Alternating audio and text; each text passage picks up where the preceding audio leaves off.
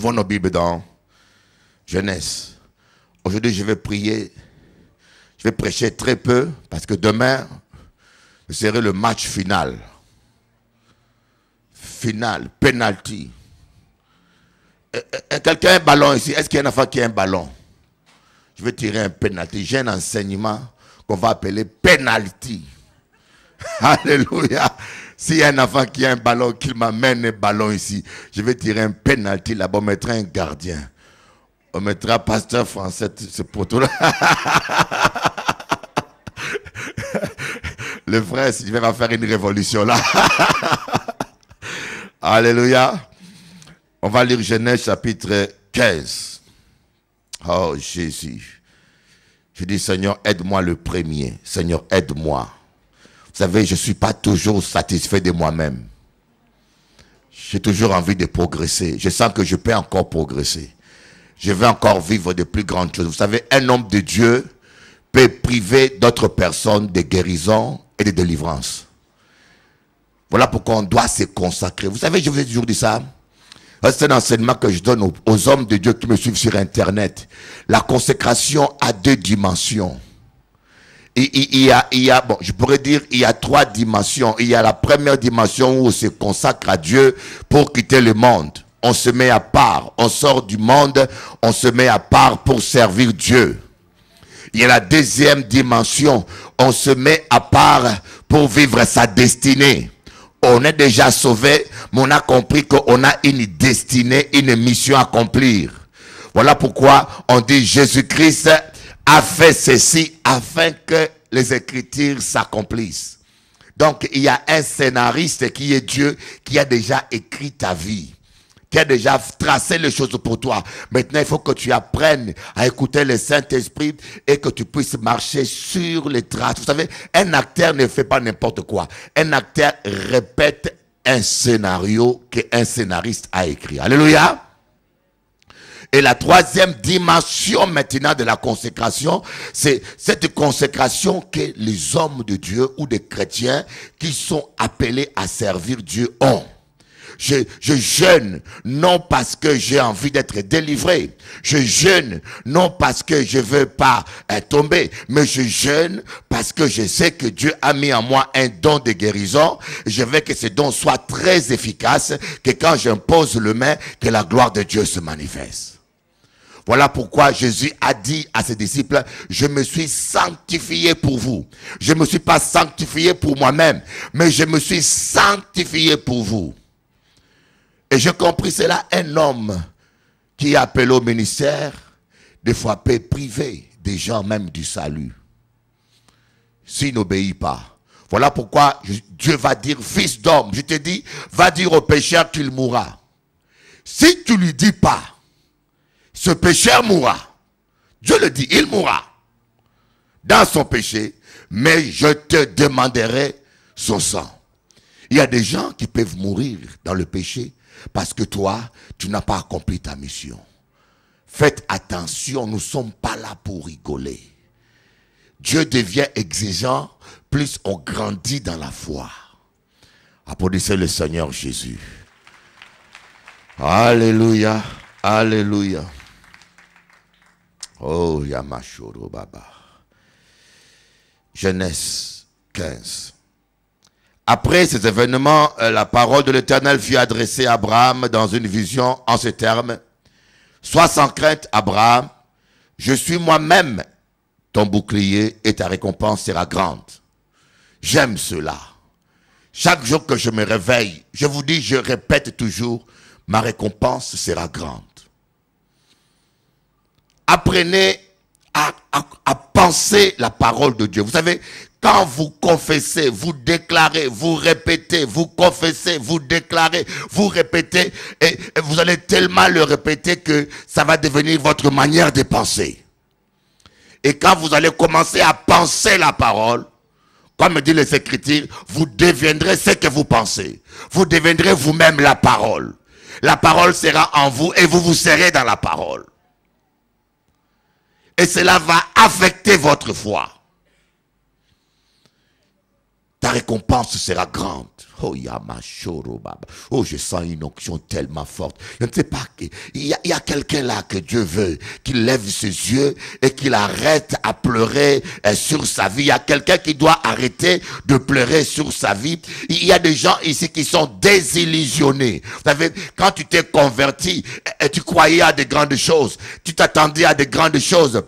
Tu pensais que Dieu fera certaines choses pour toi. Et avec le temps, tu ne vois pas cela arriver. Tu deviens un peu désillusionné. Tu continues à prier, tu continues à venir à l'église, mais tu n'as plus encore cet élan que tu avais. Tu deviens un peu comme un rétrograde, comme quelqu'un qui est refroidi. Tu pries Dieu, mais tu dis, mais est-ce que vraiment je vivrai cela? Vous ne croyez plus. Vous continuez à prier parce que vous voulez être sauvé ou parce que vous n'avez pas où aller.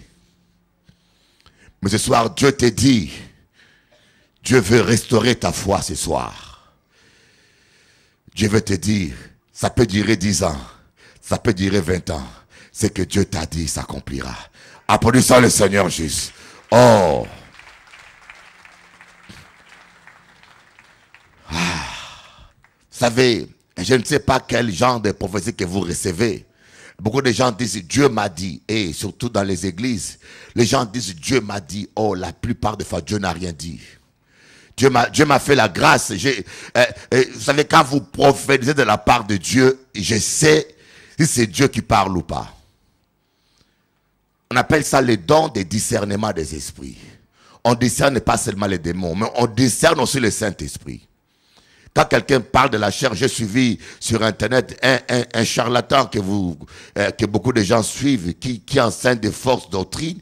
À un moment donné, il commençait à donner de fausses paroles de connaissance sur Internet. Et je voyais que ce n'était pas le Saint-Esprit. Les gens ne craignent plus Dieu. Les gens veulent se faire passer pour ce qu'ils ne sont pas. Ils sont prêts même à mentir sur le Saint-Esprit. C'est grave. Alléluia. Dieu va dire à Abraham, parce que la foi d'Abraham était affectée, Dieu va dire à Abraham, sois sans crainte. On a vu ça le premier jour. La crainte est un obstacle. La crainte est une foi négative. La Bible dit, il te sera fait selon ta foi. On peut dire autrement, il te sera fait aussi selon ta foi négative. Voilà pourquoi Job va dire, ce que je crains, voilà ce qui m'arrive. Tu peux prier comme tu veux, tu peux prier par exemple la prospérité. Dieu, fais-moi prospérer. Seigneur, tu fais du commerce. Voilà quelqu'un qui fait du commerce, qui prie pour la prospérité, mais qui a peur de faire la faillite. Qu'est-ce qui va lui arriver? Il va vivre la faillite. Et quelqu'un qui se prépare à l'examen, qui a peur d'échouer, mais tu vas échouer lamentablement. Commence d'abord par chasser la peur de l'échec et après prépare ton examen. Mais des fois, Dieu est navré. Dieu ne veut pas que nous puissions vivre ces choses, mais des fois, il ne peut pas se contredire. Dieu a des principes qu'il ne trahit jamais. Et Dieu va dire à Abraham, je suis ton bouclier. Je suis ton bouclier. Ça veut dire que aucune flèche ne peut t'atteindre sans passer par moi. Quelle assurance. Quelle assurance. Si votre vie est en ordre avec Dieu, crois-moi, je peux te le dire, le sorcier ne pourra pas te vaincre. Nous donnons trop de pouvoir aux sorciers, par ignorance. Je vous dis, moi, à l'âge de 8 ans, je connais ce que c'est que la sorcellerie. Et je vous dis, devant Dieu, il y a peu de pasteurs qui peuvent dire avoir vécu de sa jeunesse, des expériences que Dieu a permis que je vive. La sirène des eaux, on parle de la sirène des eaux. Moi, à 6 ans, avec ma sœur, on a vu la sirène des eaux transformer notre maison en rouge. Vous êtes dans une maison, la peinture est blanche. Vous voyez la peinture de la maison devenir rouge. Ce n'est pas que moi et ma petite sœur. J'ai vu la puissance de Dieu. J'ai vu les manifestations démoniaques. À 12 ans, à 14 ans, quand je dormais, quelqu'un venait m'étrangler. Le diable savait ce que Dieu voulait faire avec moi. Si vous êtes beaucoup attaqué, ne vous inquiétez pas. C'est qu'il y a quelque chose de grand dans votre vie. Applaudissez Jésus-Christ, alléluia. Oh. Et je me dis, sûrement Moïse devait dire, mais qu'est-ce que j'ai fait sur terre, n'est-ce pas? Moïse devait dire, mais qu'est-ce que j'ai fait aux gens? Pourquoi Pharaon veut à tout prix me tuer? Mais qu'est-ce qu'est-ce que je fais dans ma vie? Est-ce que ne vous arrive pas à vous dire, mais qu'est-ce que je fais? Les voisins qui cherché moi, fais rien. Une sœur m'a dit, mais Bishop Eli, je n'ai rien. Mais pourquoi les gens me jalousent? Je n'ai rien. Tu penses que tu n'as rien, mais tu as la gloire de Dieu en toi. Applaudissez Jésus. Tu as quelque chose qui dérange l'ennemi. Tu as quelque chose. Et apprends et comprends que c'est normal que les gens puissent essayer de t'embêter ou de bloquer l'onction qui est en toi. Parce que le diable sait que le jour où il pourra mettre la haine, la jalousie. Oh, moi j'ai quelqu'un qui m'avait tellement énervé. Il a dit des bêtises sur moi et je me suis énervé. Mais je pleurais devant Dieu pour que je puisse pas l'haïr. Parce que j'avais envie de l'haïr un peu. Et je commençais, parce que je sais que c'est ça le but du diable, que vous puissiez tomber dans l'amertume ou dans la haine. Et quand vous tombez là, vous tombez dans son piège. Alléluia. Dieu est ton bouclier. Le diable n'a pas pu tuer un bébé comme Moïse. Il a fait tout ce qu'il avait à faire. Pharaon avec son armée, il n'a pas pu tuer un bébé comme Moïse. Et toi, un grand papa avec tes barbes là, tu penses qu'il va te tuer? Ah! Dis à ton voisin, il ne peut rien contre toi. Alléluia. Alléluia. Il ne peut rien, il va échouer. Tant que tu es sincère avec Dieu, il va échouer. Même si ta délivrance prend du temps, t'inquiète pas, il finira par déménager. Vous savez, il y a des gens qui ont l'ordre de quitter une maison. On veut les expulser. Mais ils essayent de résister. Mais ils savent qu'ils sont condamnés à partir un jour. Les démons qui embêtent ta vie, ils savent que leurs jours sont comptés. Ils sont liés, ils sont vaincus. Et ce n'est que question de temps. Dis à ton voisin, ce n'est que question d'un peu de temps. Alléluia. Et là, Dieu va dire à Abraham, ta récompense sera grande. Chaque jour que je dors, chaque jour que je me réveille, je dis, Seigneur, ma récompense sera grande.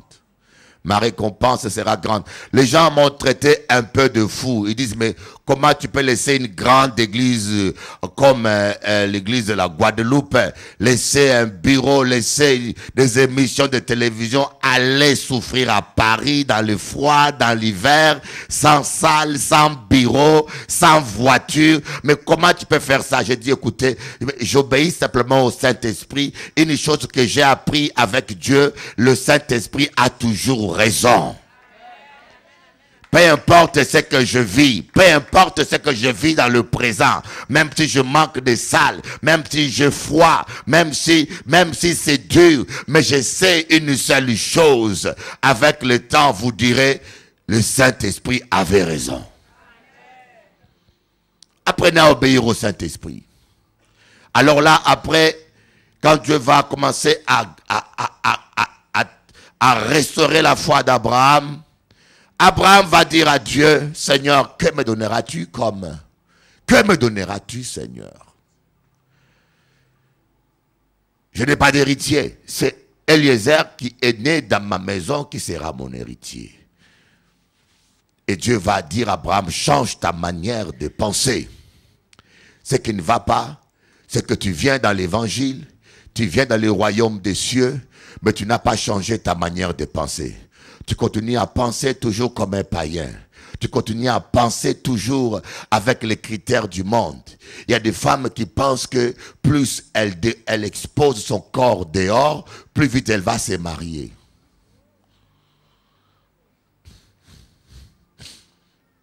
Mais je peux vous dire, même si tu mets un tchador islamique, même si tu caches le visage, celui qui t'a été prédestiné va t'aimer sans voir ton visage. Applaudissez Jésus, alléluia, alléluia, alléluia.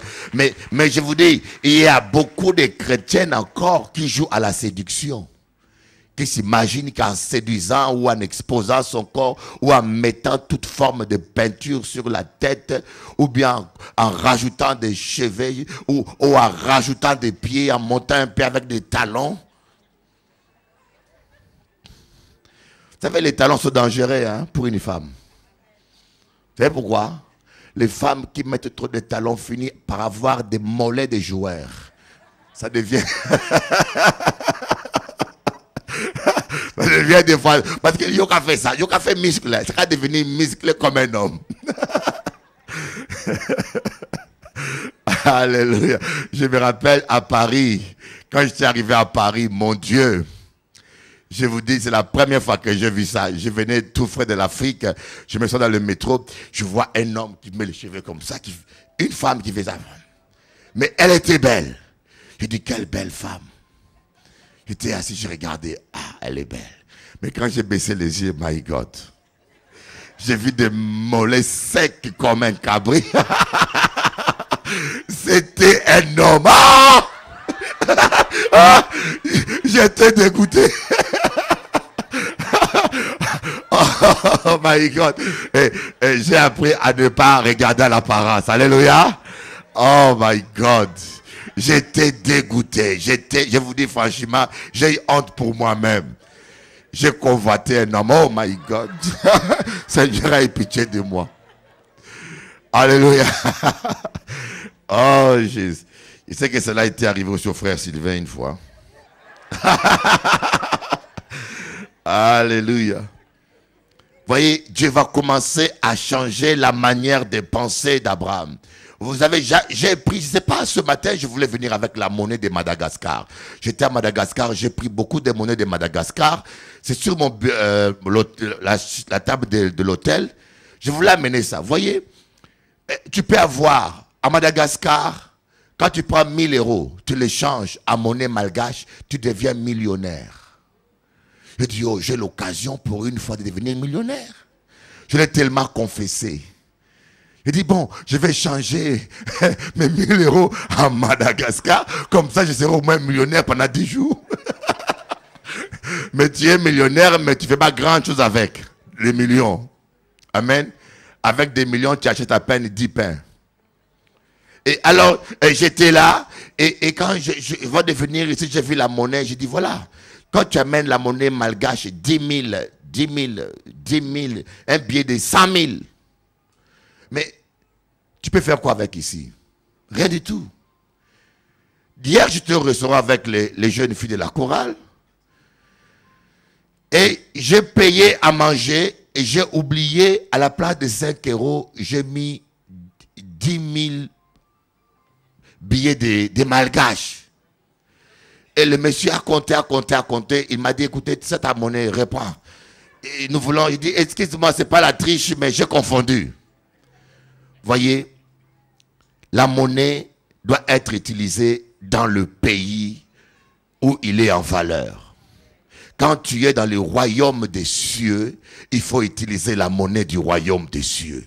Tu ne peux pas amener la monnaie du ténèbre, la monnaie des païens, la monnaie de la chair pour penser que dans le royaume des cieux, tu peux acheter quelque chose. Il faut abandonner la manière de penser des païens, les raisonnements des païens, les raisonnements de vos coutumes. Commencez à penser d'après la parole de Dieu pour vivre la gloire de Dieu. Applaudissez un peu Jéhovah. Alléluia.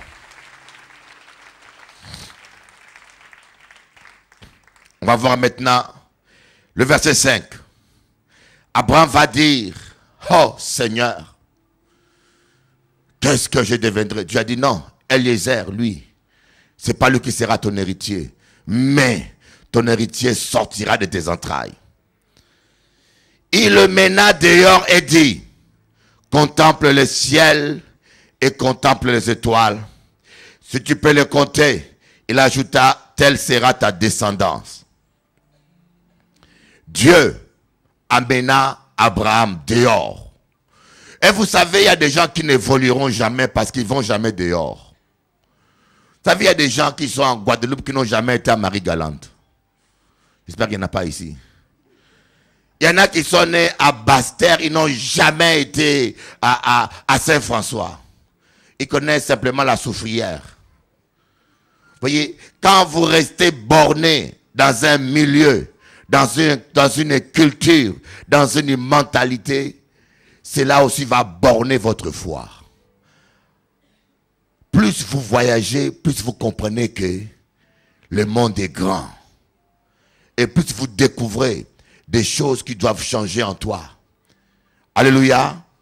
Le problème, des fois, nous sommes emprisonnés dans notre mentalité, des fois. Nous sommes emprisonnés dans notre culture. Moi, je connais, c'est triste, mais je connais des frères africains, congolais.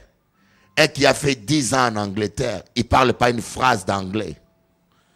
10 ans en Angleterre, il parle français, lingala, mais il ne peut pas t'enchaîner 2 phrases en anglais. Il dit, voilà un brut. Quelqu'un qui ne peut pas évoluer. Il ne peut pas évoluer. Alléluia. Et voilà pourquoi la plupart d'Africains échouent en Europe. Dieu nous envoie pour évangéliser l'Europe, mais nous échouons, nous arrivons seulement à créer des églises communautaires africaines. Il y a des églises où vous allez, il n'y a que des gens du Congo, d'autres églises, il n'y a que des gens de Côte d'Ivoire. Pourquoi? Parce qu'on ne veut pas sortir de notre culture. Pour gagner les Européens, il faut sortir de ta culture africaine pour parler un langage que l'Européen comprend. Applaudissez un peu le Seigneur Jésus.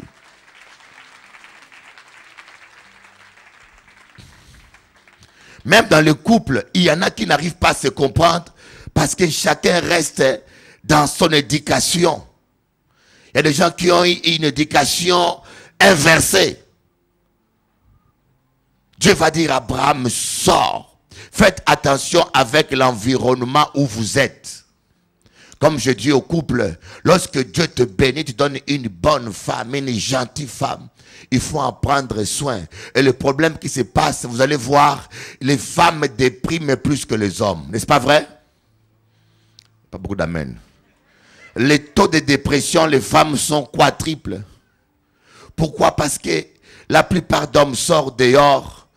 La plupart d'hommes, surtout les pasteurs, les pasteurs ne comprennent pas ça. Beaucoup de pasteurs voyagent et leurs femmes restent toujours à la maison en train de s'occuper des enfants, de s'occuper à nettoyer la maison. Donc l'enfant, la femme du matin au soir, il voit toujours cette moquette déchirée ou cette armoire qui est brancale. Vous voyez, et elle passe toute la journée à voir ce lit-là que ton arrière-grand-père t'a donné en héritage. Le riz tellement vieilli qui chante. Ça devient un lit parlant. Je ne sais pas s'il parle en langue ou je ne sais pas. J'espère qu'il n'y a pas de frères comme ça ici. Hein? Mon frère, un véritable homme, il fait de sa chambre un sanctuaire. Ta chambre doit être la plus belle pièce de ta maison. Pas le salon. Nous ne sommes pas là pour les bling-bling. Il y a qu'à acheter grand plat, grand, devant le salon pour impressionner les visiteurs. Dans ta chambre, le lit a plus de 50 ans d'existence. Oh, il y a des frères là qui ont des remarques ce soir. Chérie, Dieu t'a parlé aujourd'hui par les bishops. Alléluia. Vous voyez, il faut des fois. Et vous voyez voir la femme en voyant des armoires brancales finit par avoir une morale brancale et une foi brancale. C'est pour ça de temps en temps, un frère interprète. Vous comprenez moi? Où est-ce que les frères interprètent? Oh. De temps en temps, même si on n'est pas de l'argent, hein, mais on peut simplement déplacer l'emplacement du frigo. Si ton frigo était dans la cuisine, yo menais dans la chambre. Au moins, pour ta femme, les choses bougent un peu. La cervelle va un peu bouger aussi. Vous savez, des fois, vous savez, je vous dis une chose, hein, il ne faut pas beaucoup d'argent pour être heureux. Il y a des gens qui ont beaucoup d'argent qui sont malheureux. Ils ne savent pas vivre. Moi, à ce domaine, j'ai vu des gens sortir avec un coca. Ils sont allés, ils sont bien habillés, cravatés, mais ils sont fauchés. Mais avec sa femme, ils vont au bord de la mer avec une bouteille de coca et trois verres. Ils passent tout l'après-midi à rigoler et la vie est bien passée. Et j'ai vu des gens en Europe sortir, commander un plat de 200 €, manger comme des hyènes. Tellement qu'ils ont la pression dans la tête. Apprenons un peu à sortir. à sortir de la maison. Voyez, Jean-Baptiste, c'est quelqu'un qui avait reconnu Jésus depuis le ventre de sa mère. Et c'est celui qui avait dit aux gens, voici l'agneau de Dieu qui ôte le péché du monde. Mais Jean-Baptiste, lorsqu'on l'a enfermé, il ne reconnaissait plus Jésus. Au fur et à mesure que tu regardes le mur aussi entre dans ton esprit et devient une barrière pour ta foi. Ne perds pas trop ton temps avec les abrutis parce qu'ils vont t'abrutir. Alléluia. Voilà pourquoi la Bible dit, heureux l'homme qui ne s'assoit pas sur les bancs des moqueurs. Vous finissez par ressembler aux gens avec lesquels vous passez le temps. Passez le temps avec les gens qui craignent Dieu. Passez le temps avec les gens qui aiment la prière. Passez le temps avec les gens qui ne font pas des cancans. Passez le temps avec les gens qui chassent les démons. Passez le temps dans l'église de Bishop Eli où les démons crient. Et vous allez voir aussi vos démons vont partir. Applaudissez Jésus! Toi, tu parles là où on parle du royaume du midi à 14h. Un royaume où les démons sont chefs, où les démons sont citoyens du royaume aussi. On parle du royaume, mais les démons sont citoyens du royaume là-dedans. Nous ne parlons pas du royaume. Chassez de moi d'abord. Et nous avons quoi un royaume à où? Pas les ceux qui connaissent. Amen. Donc Dieu va sortir Abraham un peu de sa maison et il va lui dire, regarde, contemple. Et là, ce matin, Dieu m'a parlé de ça. Vous voyez, le premier, nous sommes en train de parler des obstacles à la foi, des choses qui tuent notre foi. Il y a la peur. On a vu la peur, après on a vu une mauvaise conception du rôle de Dieu. Quand vous pensez que Dieu est un père fouettard, vous n'aurez pas une foi dans son amour. Voilà, Dieu a dit, je ne suis pas qu'un père fouettard, je suis aussi un bouclier pour toi. Je suis un bouclier. Et troisièmement, Dieu veut que nous ayons une grande vision, que nous puissions élargir nos cordages, élargir notre tente, voir des grandes choses parce que Dieu fait des grandes choses. Et troisièmement, Dieu veut qu'on change la mentalité, que nous puissions changer notre manière de penser. Lorsqu'on vient à l'évangile, on ne doit pas penser comme les gens du monde, mais on doit penser comme les citoyens du royaume. Et maintenant, cinquièmement, on voit, Dieu veut qu'on quitte les environnements négatifs. Il y a des environnements qui sont négatifs. Quand Jésus était allé pour rester un mort, dès qu'il est rentré, il a vu les gens pleurer. Waouh, il est mort. Il a dit, tout le monde est dehors. Mais les gens disent, mais l'unité Jésus, on va prier avec toi. Il dit, non, votre unité ne m'intéresse pas. Dehors! Alléluia. Parce que Jésus savait qu'un environnement négatif peut affecter la foi. Il a appris que ses disciples, ils sont allés seuls prier pour les morts. Et quand le mort s'est réveillé, il dit, venez voir maintenant. Il faut refuser. L'environnement peut influencer votre foi. L'environnement peut vous empêcher de fixer les yeux sur Jésus-Christ. Fréquentez les gens qui parlent tout le temps de factures. Vous aurez une mentalité dépressive. Fréquentez les gens qui parlent tout le temps des miracles. Vous allez commencer à croire en Dieu. Vous allez dire, mais c'est possible pour moi. Si Dieu a fait pour lui, il fera pour moi. Dieu est bon. Applaudissez un peu Jésus. Alléluia, alléluia. Et le sixième point ici maintenant, le Seigneur veut apprendre à Abraham à quelque chose. Voyez, j'aimerais vous dire une chose. Si vous occupez pas votre esprit, c'est Satan qui viendra l'occuper. Apprenez à être actif, à faire quelque chose toujours par la foi. N'apprenez pas à être passif. Abraham devenait passif, il ne faisait rien, il était assis à la maison, il regardait le mur, il regardait Sarah avec son petit bâton qui marchait. Sarah qui dit, Abraham, tu crois que moi je ferai un enfant? Tu as perdu la tête. Mamie Sarah. Et Abraham disait, mais c'est vrai ça. Mais comment elle ferait un enfant? Vraiment, est-ce que Dieu n'a pas vraiment... Je crois que Dieu a voulu parler en parabole. Dieu a dit, écoutez, tu regardes trop Sarah. Oublie un peu Sarah, sors dehors. Sois un peu actif.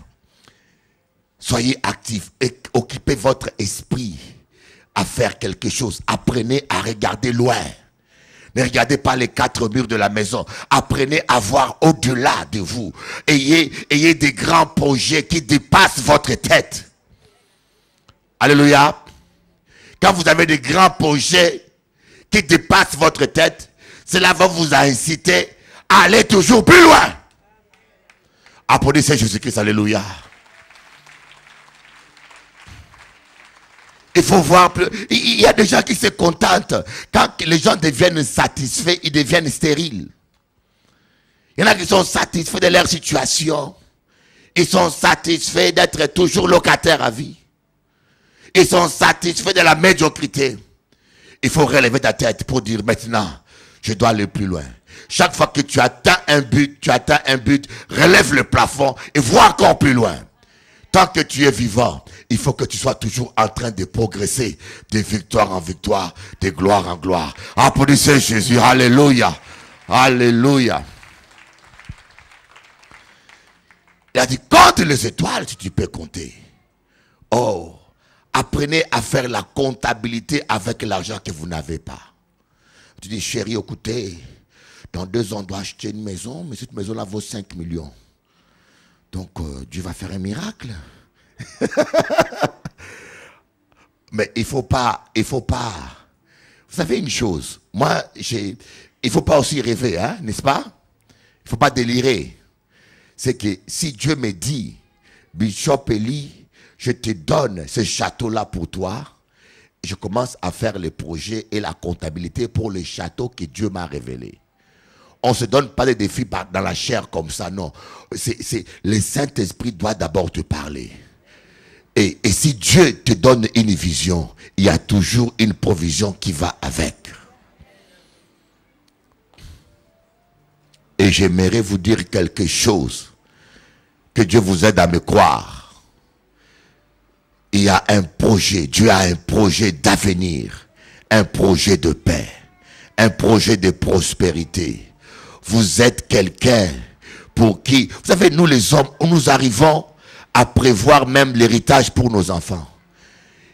Oh, moi, ma mère, avant de partir au ciel, elle a acheté des hectares. Maintenant, ça vaut, je ne sais pas combien ça vaut, mais ça vaut beaucoup. Mais en ce temps-là, avant qu'elle achète ce terrain-là, ça valait rien du tout. Mais elle a dit, elle me disait, mon fils, je vais te laisser quelque chose avant que je parte. Mais quand elle a acheté le terrain, ça valait rien. Maintenant, le prix est multiplié par 100. Voyez, une personne humaine arrive à faire les projets pour ses enfants. On se dit même quand je pars, je vais laisser quelque chose pour mes enfants. Mais comment peux-tu t'imaginer que Dieu n'a pas pensé à toi? Dieu a fait un projet pour toi. Il y a quelque chose pour toi. Tu n'es pas là pour tourner en rond. Dieu a un projet. Et ce n'est pas n'importe quel projet. Un projet de paix, de prospérité, de santé, de victoire. Applaudissez le Seigneur. Un projet de paix.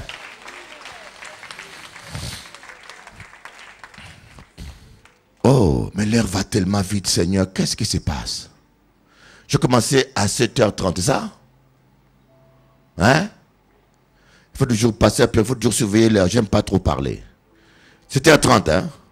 Donc on va passer à la prière. Amen.